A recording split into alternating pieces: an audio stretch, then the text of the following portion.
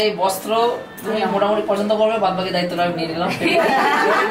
বস্ত্র পছন্দ করে কিনে দেওয়ার পর পরার দায়িত্বটাও আমি নিলাম। বাড়ি যাতে জল টল সবসময় থাকে, পাঁচ চালানোর দায়িত্বটা তুমি তুলে দিও। খারাপ হয়ে গেলাম শাড়ি।